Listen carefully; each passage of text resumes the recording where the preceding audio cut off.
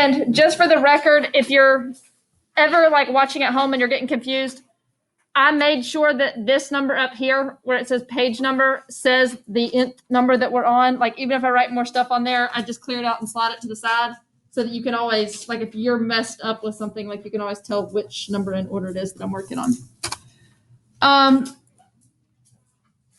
So, and we will finish all these during class day. I've already done our fourth period today. The table above shows the height in inches and the arm span in inches for 10 randomly selected high school students. Let's not read this problem at all and go through the answer choices.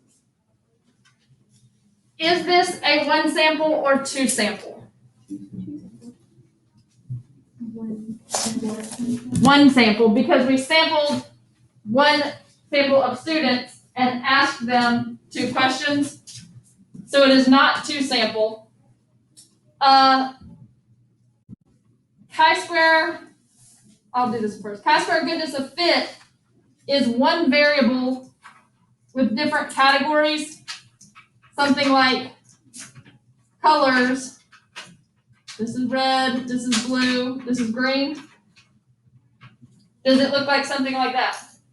That is not one variable with different categories of that variable. A chi-square independence is a 2 variable, one variable, 2 variable, and you have it in a 2-way table to where this is one variable and this is your second variable. Does it look like that? So this is definitely your answer if you went through it through the elimination process like that. In the wording here, there's one main thing one word that tells us that I could have gone through from that word to my answer. Linear relationship. So this right here, I could have just said, okay, linear relationship, test for slope is the only one that's going to do that. Yes.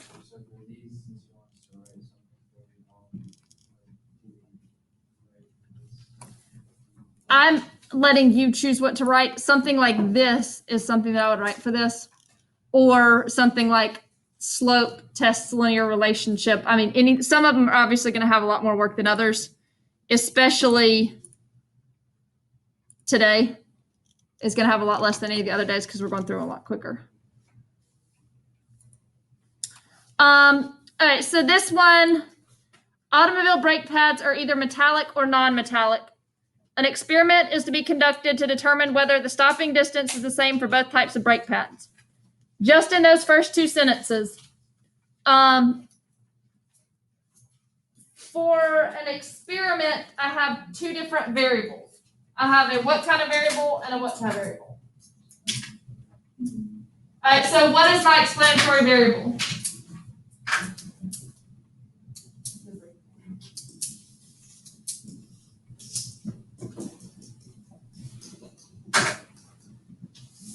So these are the things that I'm changing to measure my response variable, which is what? Stopping distance.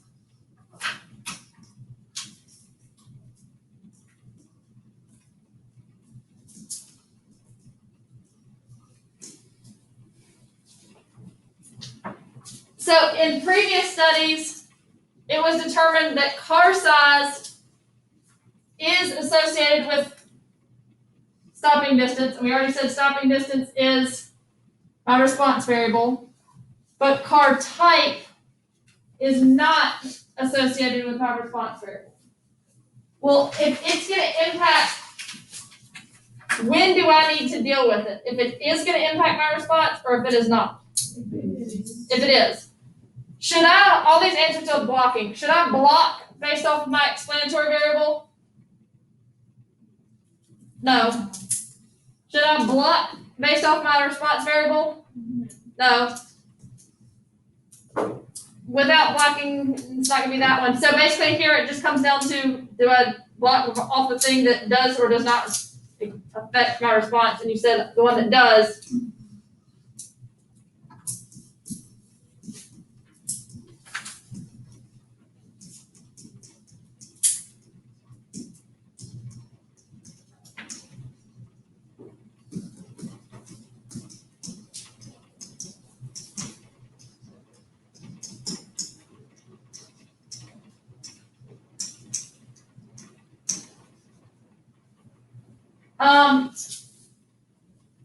There is a specific word that we would use to describe car size if we hadn't blocked for it because we couldn't tell if stopping distance was because of the car size or the brake pads. What's that word where we're not sure if it's because of this or this? Confounding.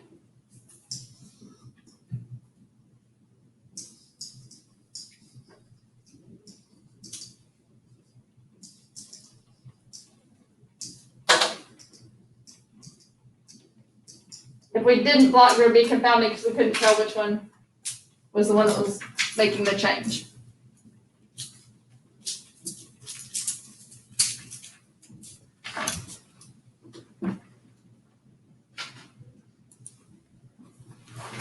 All right, number 8.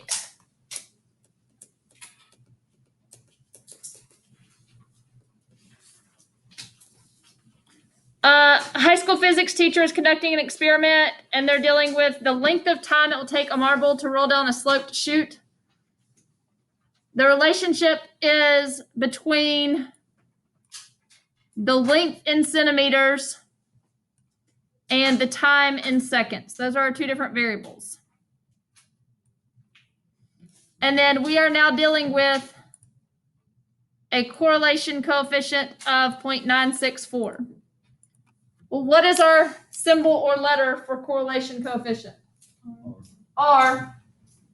Give me 2 words that I know about R if it is 0.964.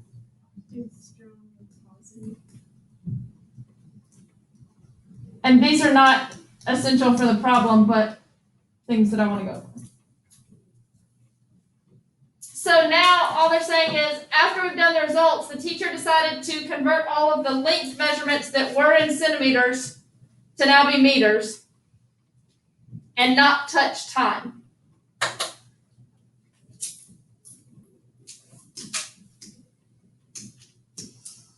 So let's say I've got this graph, and I'm going to do it in feet and inches just because it converts easier. This is our time in seconds. Let's say it's 20, 10, 15, 5. And then this is our length that originally, we'll say their length was originally in inches. And then we do the project and the teacher goes back and says, no, let's switch, let's do it in feet. What changed to our graph? Nothing. And remember, R just measures this. Basically, R can't read. R can't read numbers and R can't read words. It can just measure this. So if I flip my X and my Y, is my R going to change? No, because how far I can push them in together is still the same. If I convert my units, is R going to change? No. So all I'm doing is changing the units of 1, which means it is not going to affect the value of R.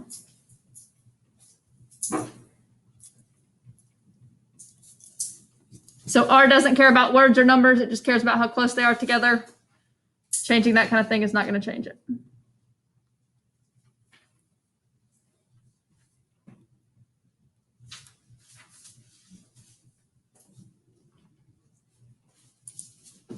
By number 33.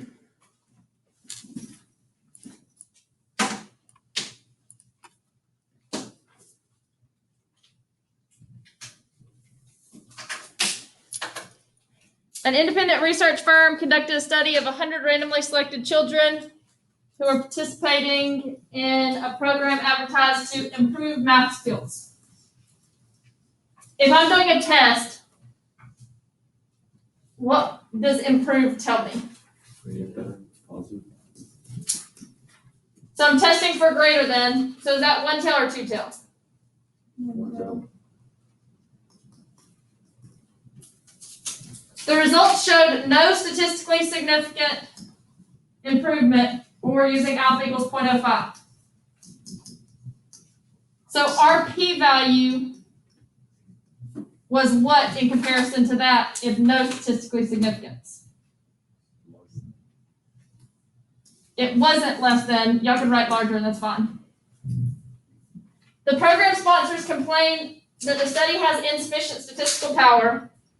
Assuming that the program is effective, which means we had an error, which of the following would be an appropriate method for increasing power? So let's just start at those last two sentences I'm kind of going to brush off for right now. We started with a one-tail, yes? So would we make it better by using a one-tail instead of a two-tail? No, it already was a one-tail, so that's not right. That's not even an option. If we did do a one-tail and our p-value wasn't less than alpha, what's going to happen when we switch it to a two-tail? Our p-value would end up what? By how much? Then our p-value is going to multiply by 2. So does that make it less than? No. If I wasn't less than 0.05, would switching it to 0.01 make it better for me? If I wasn't less than 0.05, am I going to be less than 0.01? By making it smaller, I'm not going to be less than it. So I've got two options left. If I ever want to make something better, more accurate, more reliable, stronger evidence, what should I always do? And so technically, a lot of you are going to go, if you understand this problem, you could read, how do you increase power? You increase power by increasing sample size, and that's my answer.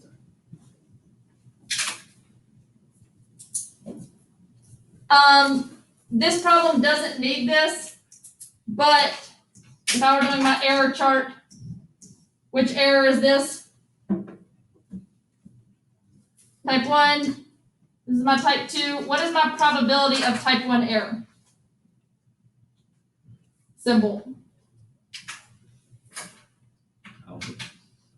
What's my probability of type 2 error? Which one is power? The one on the left or the one on the right?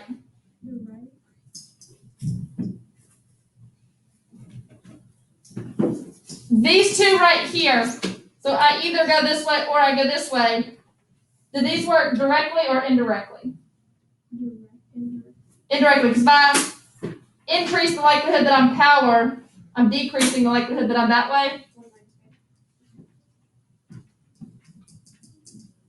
What about alpha and beta? Directly or indirectly? Because if you increase the likelihood of one error, you're going to decrease the likelihood of the other. So what's going to be the relationship between alpha, type 1 error, alpha, and power? Indirectly or directly? Directly. So if I want to increase power, I would increase my alpha, and instead here we decreased it. But that was the only time in that multiple choice to have that conversation, so I just wanted to bring it up.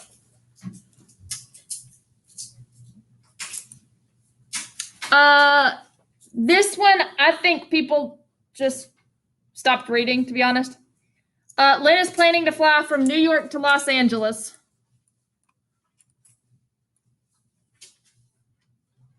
And will take Airtight Airlines flight that leaves at 8 a.m. The website that she used to make the reservation says the likelihood that it will be on time is 0.70. So they've got to figure out which is a reasonable explanation of why they came up with 0.70. By using an extended weather forecast of the day of her flight, which showed a 30% chance of bad weather. I see where 70 is coming from. Just because there's bad weather, does it mean it's going to be on time or not on time? Like if there's bad weather, does that mean we can never fly? So like I get where the association is, but maybe that's not our best bet right now. B, by making assumptions about how airplanes work, factoring all of those assumptions into an equation to arrive at the probability. It sounds like a good answer, but it's also pretty vague. I'm still not really sure where I'm going with this yet. C, from the fact that of all airline flights arriving in California, 70% arrive on time. I had 22% of people choose that option. Why is that not good? California is also huge. Like it's very cold up here and very warm down here. And now we're just applying all of California to Los Angeles. I think people stopped reading and thought that sounds good. D is the same thing, but now we're broadening all the way to everywhere in the United States. Definitely not a good option.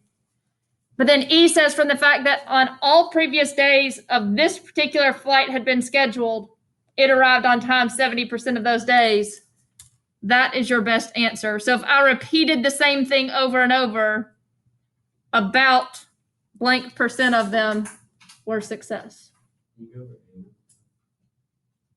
It's just not specific enough. Like just because there's bad weather doesn't necessarily mean it's late or on time. And then also that's not the only reason that it'd be late or on time.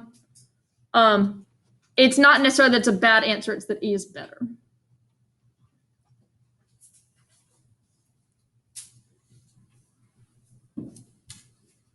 Yeah.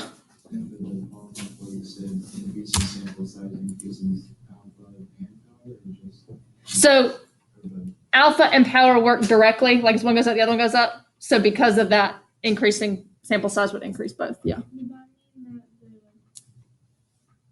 the beta and then the probability that we want to happen after alpha, would they also be direct then? Which two? This one and that one? Yeah. Yes, but this one, you realize that as many times as I've drawn this chart, I almost never draw that. So like, you know what it is, but in solving a problem, you never actually have to deal with it. So like to answer your question, yes, but you're never going to need that solved problem. All right, 15.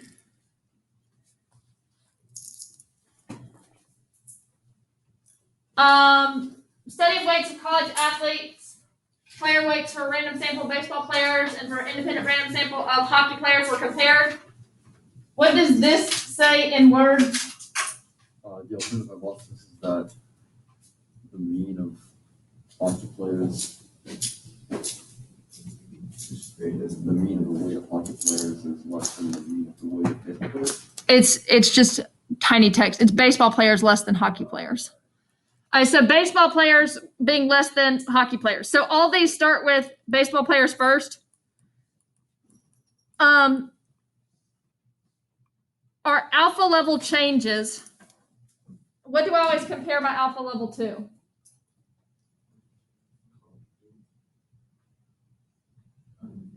P-value. Right here. So I'm just going to write up here on these. So I've got two different options. I've got an alpha of 0.05 and I've got an alpha of 0.10. So here, 0.076. That is what in relation to 0.05? Greater. And just because I don't have it, you know how I usually write this. Yes, greater is correct. So it's not less than, and all these are asking about significant or not. So if it's not less than, that means it is not significant. So I'm going to look at all my 0.05s. 0.05, not, that looks good. 0.05 doesn't say not. 0.05 doesn't say not. So here I've got 0.076, which is less, which means that it is significant. So 0.05 should say is, 0.10 is, 0.10 is. So right now I'm kind of down to A and C. There's another part of the wording that changes, which is right here. We're testing that baseball players is what? Lower. Well, this one says higher. This one says different. So our only option left at that point is A.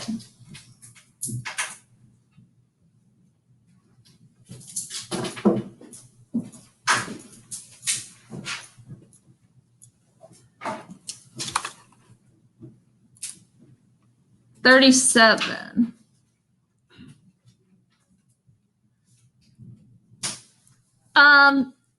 There's a lot of wording in this problem.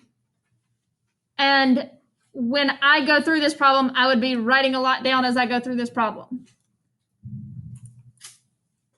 If I push this up here and skip the entire problem and just give you the answer choices, you should get this problem right, which is not always the case. It just happens to be for this one. So I'm not looking at the answer or the question at all. Because the sample means only differed by 3, the population means are not statistically significant. Does the difference in your sample means determine if it is significant?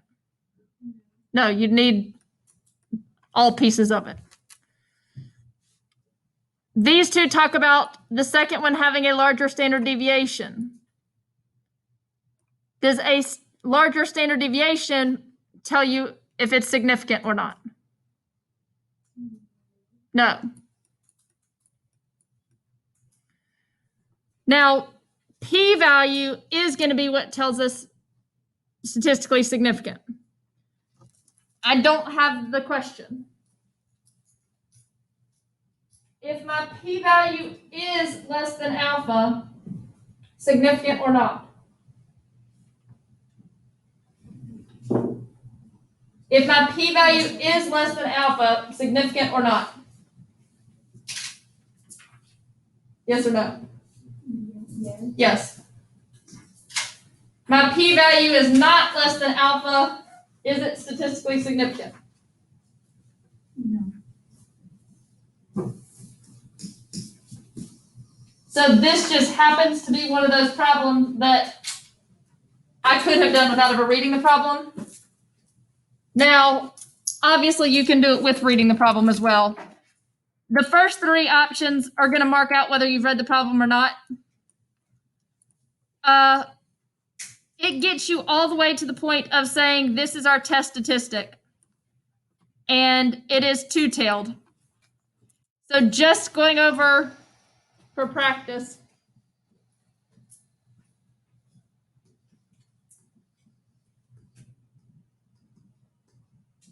But it's two-tailed, so I'll also do this. How can I figure out what that p-value is? Multiply. But how do I get it initially? Like, how do I get that? Where?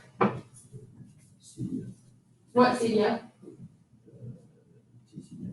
TCDF. So the thing we have to decide is what is our what? Degrees of freedom. So we've got 320 in one sample, we've got 320 in another sample. So what would our degrees of freedom be? 319. So the smaller one minus 1. You get a really tiny number. So you're still going to get the same answer, but just so that we can have that conversation while we're there. All right, 31. People who missed this were making a connection that they shouldn't have, I think. A candy company claims that 10% of its candies are blue. So here's our probability. This is what we're determining as success. A random sample of 200 of these candies is taken. 16 are found to be blue. What do I do with the 16 if I'm actually like thinking through this as a problem? Find the p-hat. Over, 200. and I can do the math, but which of the following tests would be most appropriate for establishing whether the candy company needs to change its claim? 1 sample or 2 sample? 1.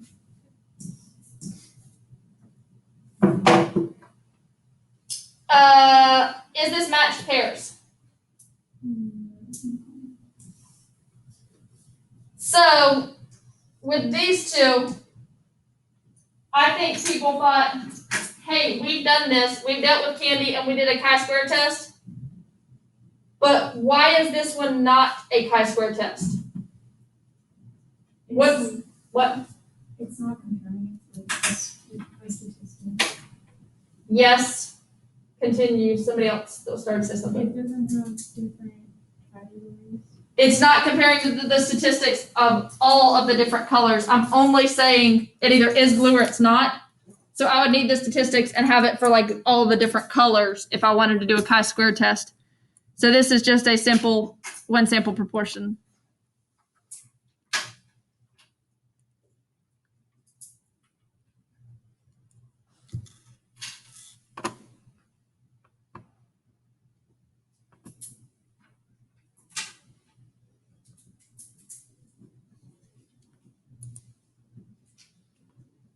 All right, 38.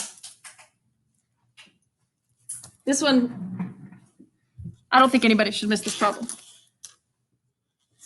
And I'm hoping people just stopped reading. To determine what proportion of licensed bicycles on a university campus have lights. We don't know how big this university is. Okay, so what does the census mean? It's like a count of all the population. So the entire population. So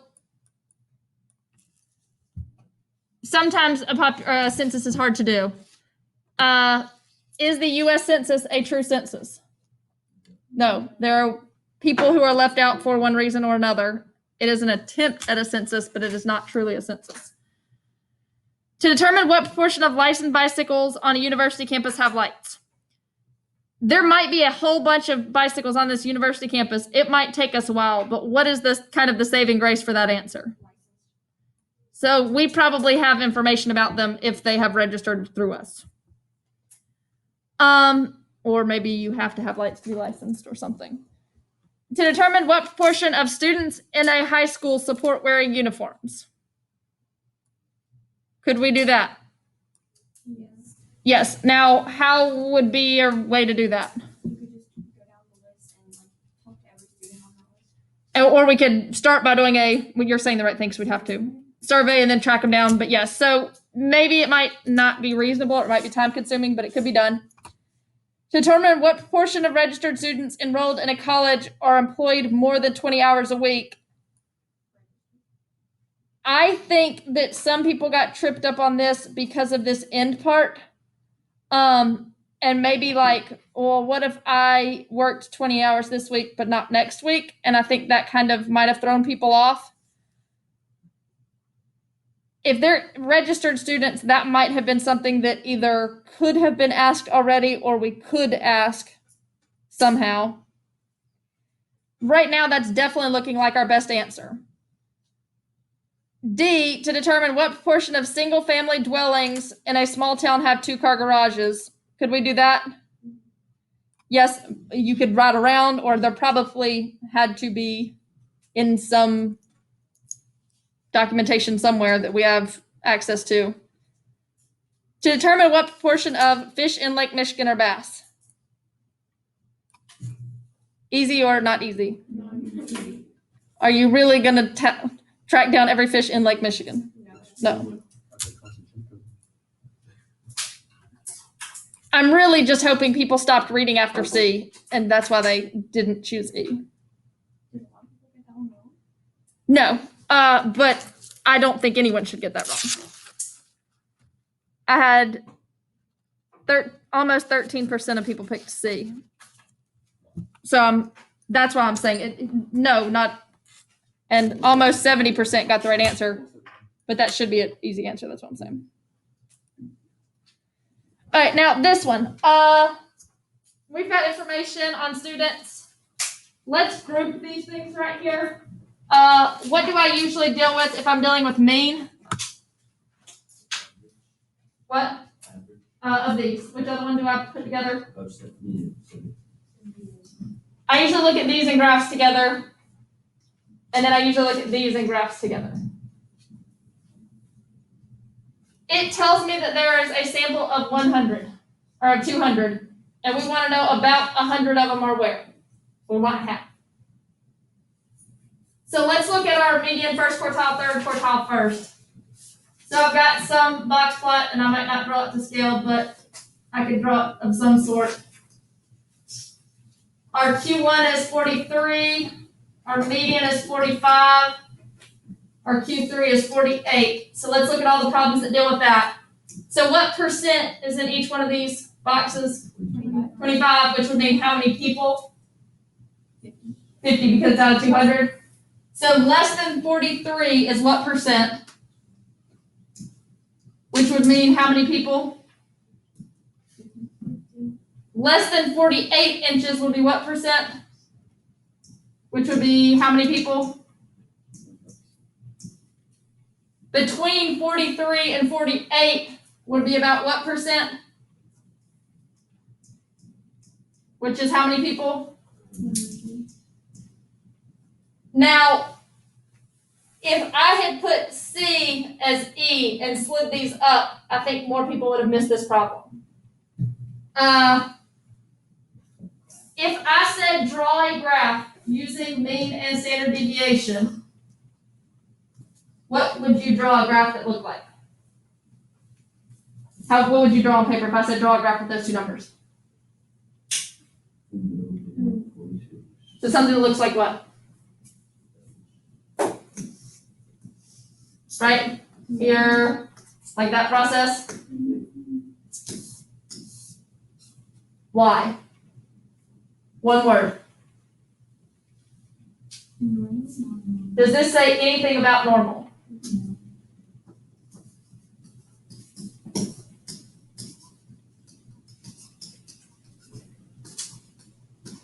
So we cannot use that graph just because we do not see that word. That's why if you take the time to read through every problem and every time you see random or normal, you circle it, it's going to end up saving you from a problem like this. So some people would have ended up choosing which one of these answers to be 50% or 100. E, because more than 50% for the middle, but that would only be the case if it were normal. It does not say anything about normal, so we can't apply that, which is why this is our answer.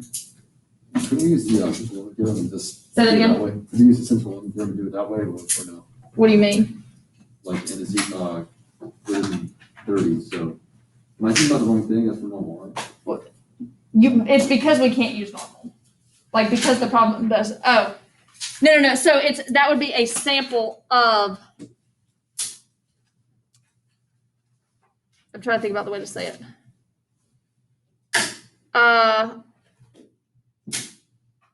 Because like in the fourth step, there's only specified normality. It's when you're thinking that way. I'm trying to think of the way to say it.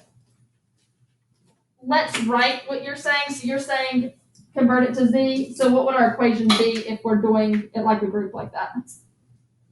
It would be 40. Whatever Symbols. the number is. I'm sorry? Symbols wise. X minus mu over standard deviation. Okay, so you're saying that what's coming into play? Standard deviation. What was your justification with why we can use this? Central limit theorem. Okay, so we would need to use that in here if the fact that you're now saying the sample size is accounted for, like right, because the sample size is bigger than 30. So you can only use the central limit theorem when you are using an equation that involves n. Right. And so this doesn't say the average is above this. This just says how many individuals are. So we're doing, what happens is we have two equations. And that's when we're dealing with individuals. If we're dealing with a group and we want to deal with the mean of the group, it switches to that. And this doesn't say their mean is above these numbers. We're just saying how many individuals are above these numbers, and that's why. Like you're asking a very good question, like it's really kind of following that line, but it's only the fact that this doesn't say the word mean. So you can only use the central limit theorem in terms like that for problems involving the mean? Correct. The mean of the sample, yes.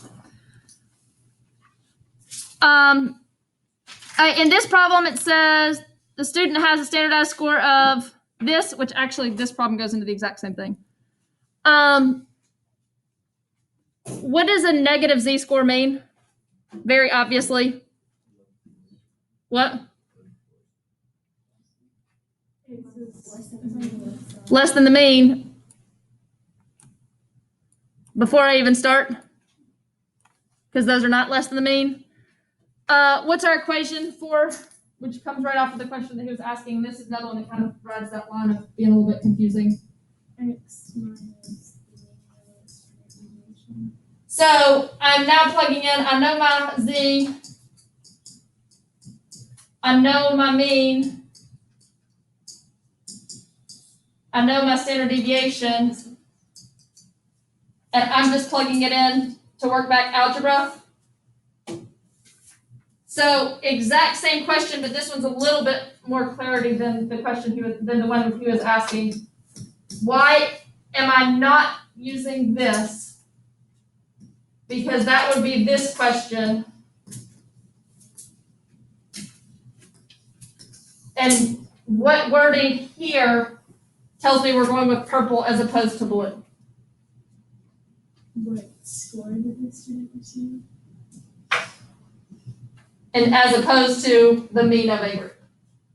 So that might kind of help answer your question a little more. That one was a little bit better differentiating.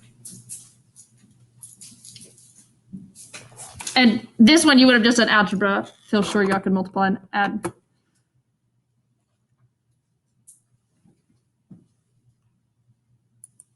Number 19.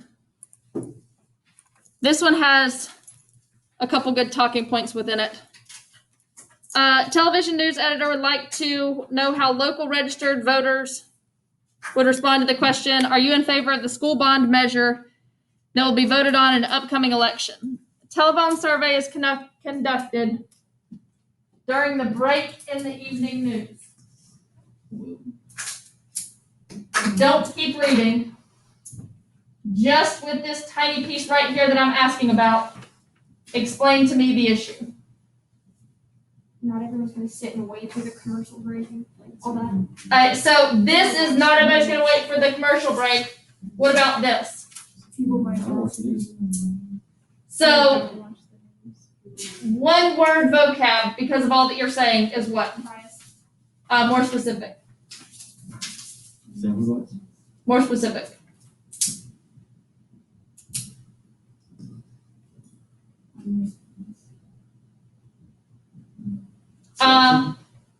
Does everybody have a chance to be in the sample? What's that called?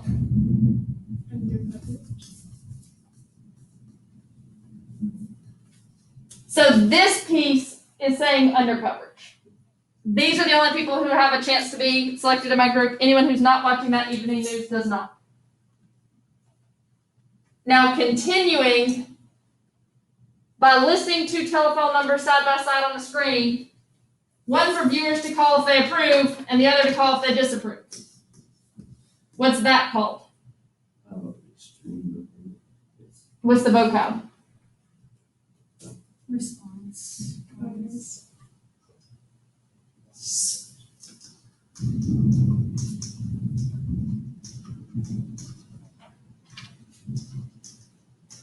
Because the people who are in the survey are there because they chose themselves to participate. And you said, what's our issue with voluntary response bias? People with extreme opinions are going to be the ones who respond. So A here, so this one says, this survey produces multiple means of bias. Which of the following is the most obvious? So there might be different answers here. Uses a stratified sample rather than simple random sample. Is that true or false? It doesn't use either one of those. People who feel strongly about the issue are more likely to respond. We just talked about voluntary response. Viewers should be told about the issues before the survey is conducted. Yeah, maybe they should, but is that the reason for our bias here? No. Some registered voters who call might not vote in the election. Is that true? Yes. Is that the reason for bias? Is that wording of the question biased? It's just pretty straightforward. So yes, we were on track with that one being the best option.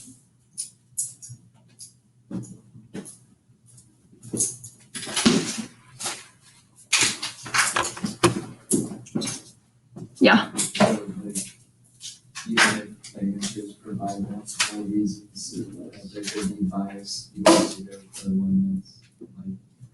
There are going to be times on the AP exam where there's going to be more than one right answer, but you're going to have a better right answer than the other one. Now, this one, I think the reason they put that is just because of maybe this one. Like some people always have issues with, they think that's wording because they only asked, are you in favor? Not, are you not in favor? But that's not the issue, but kind of to avoid that, I think is the only reason they said that. But this one has more than one bias, so it's choosing just one of them. I'm not going to go through this whole problem because if I do this, I'm pointing out the one issue that would occur throughout the whole problem. Let's just come down here and find the range. What's the equation for finding range? Max minus min.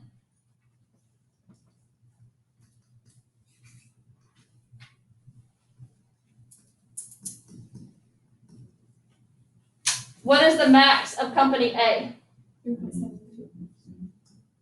What is the minimum? 1.26. What is the max for company B? 2.29. What is the min for company B?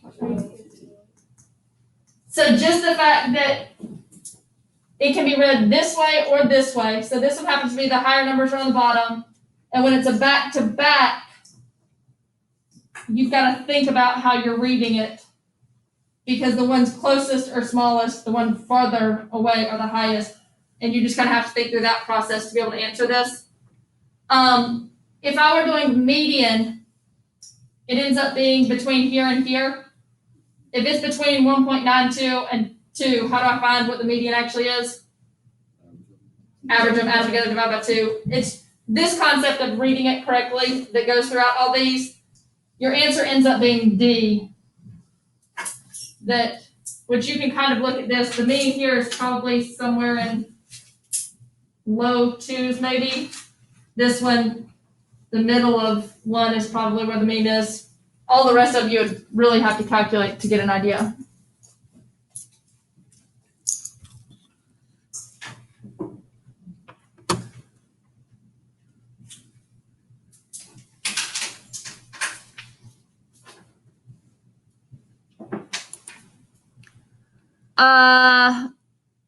Number 3. I got to go a little bit quicker. Exceeds. Null hypothesis always has to have what symbol? Null. So your null can't have something that's not equals. Exceeds means what? Greater than, not greater than, or equal to. So C is your answer.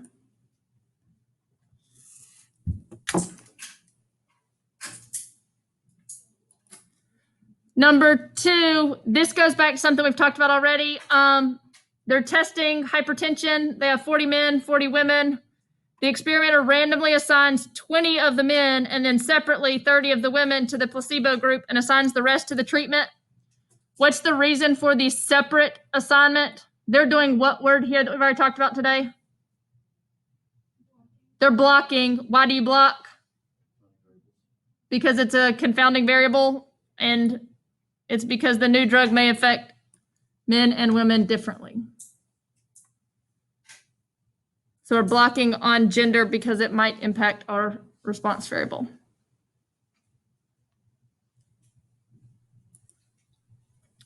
Uh, 36, this is a 90% confidence interval, and we're dealing with proportions, so it's Z. Which one of these critical values is correct for 90? Is 90% 1.96 or 1.645? And then it's basically saying we've got a p hat 1, p hat 2, and sometimes we deal with a p hat C. When do we deal with p hat C?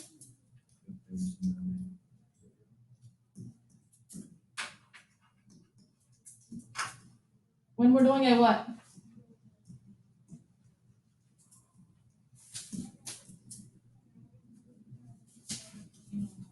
Two types of problems. A what or a what? Which one makes us do P hat C? Under the assumption that they are the same. Are we doing a test? No, so you should not be using P hat C. Our first one is 50%, our second one is 30%. A ends up being our answer. Now, just to look at this, we usually do P hat C, 1 minus P hat C over N1 plus P hat C, 1 minus P hat C over N2. And all that in the square root. Can I factor out these and make it as